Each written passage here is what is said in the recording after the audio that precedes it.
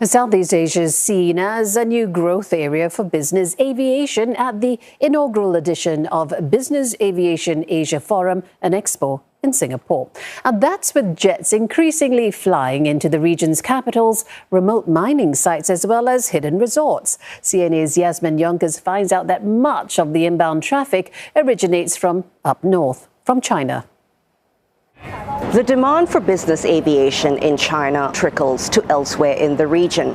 Southeast Asia, with its luxury destinations and wealth of resources, is where the Chinese high flyers travel to for work and play, and high net worth people in this region are also turning to private jets. Naturally, infrastructure would have to catch up. In Southeast Asia, we're limited by space, of course, in a lot of countries, such as Singapore. We have Seletar Airport, which serves our needs. However, we have limited operating hours due to curfews and so forth. Indonesia, it's slowly catching on as well. The airports are starting to develop private FBOs and so forth. Still a long way to go. Malaysia Sky Parks is very, very good in Subang, and that works well. And likewise with Thailand, it's getting better and better. Phuket now has very good facilities, as do Bangkok in Dom Muang. We're using the old airport there for the private jets mainly. Mr. Broderick cautions there's still a way to go for Southeast Asian infrastructure support compared with China and India. The latter is building airports at breakneck speed. There's a noticeable trend in Southeast Asia toward charter services over ownership.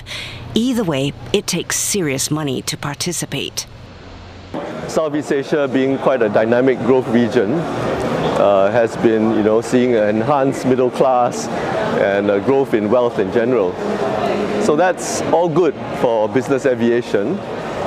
In particular, if you look at the ASEAN investment report, right, it says that ASEAN region has been attracting 230 billion US in terms of foreign direct investment inflows.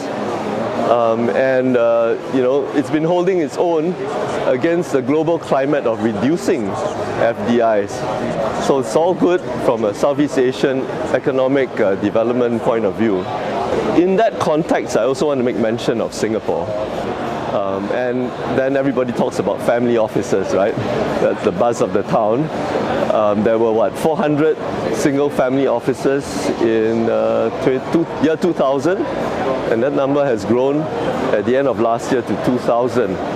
So again, when you talk about wealth management activities and the rise of more high net worth individuals, these are all indicators that this is a good time to be in business aviation.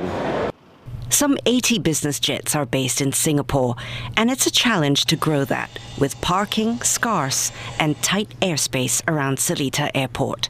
Yasmin Jonkers, CNA, Singapore.